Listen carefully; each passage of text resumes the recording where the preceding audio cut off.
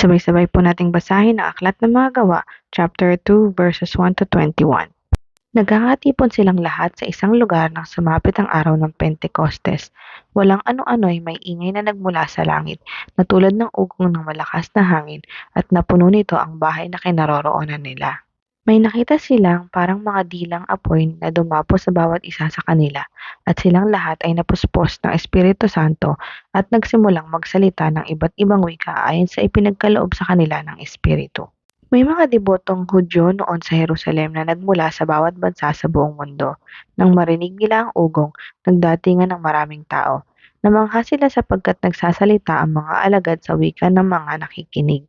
Sa pagkamangha at pagtataka ay kanilang nasabi, "Hindi ba taga Galilea silang lahat? Bakit sila nakapagsasalita sa ating wika?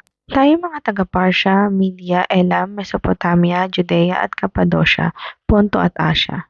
Mayroon pa sa ating taga Phrygia at Pamphylia, Ehipto at sa mga lupain ng Libya na malapit sa bayan ng Cirene, at mga nagmula sa Roma, mga Hudyo at mga Hentil na naakit sa pananampalatayang Hudyo. May mga taga Creta at Arabia din. Paano sila nakapagsasalita sa ating mga wika tungkol sa mga kahangahangang ginawa ng Diyos?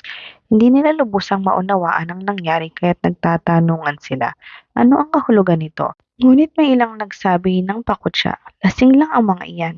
Kaya tumayo si Pedro kasama ng 11 apostol at nagsalita ng malakas. Mga taga-Judea at kayong lahat ng mga panauhin sa Jerusalem, pakinggan ninyong mabuti ang sasabihin ko. Hindi lasing ang mga taong ito, gaya ng palagay ninyo. 9:00 pa lamang ng umaga ngayon. Ang nakikita ninyo ay katuparan ng ipinahayag ni Propeta Joel. Ito ang gagawin ko sa mga huling araw, sabi ng Diyos. Ipagkakaloob ko ang aking espiritu sa lahat ng tao. Ipapahayag ng inyong mga anak na lalaki at babae ang aking mensahe.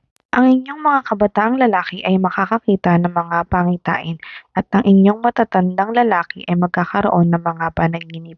Sa panahong iyon, ibubuhos ko rin ang aking espiritu sa aking mga alipin maging lalaki at maging babae at ipahahayag nila ang aking mensahe.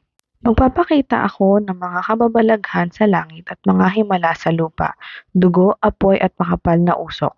Araw ay magdidilim, ang buwan ay pupulang parang dugo, bago dumating ang dakila at maluwalhating araw ng Panginoon.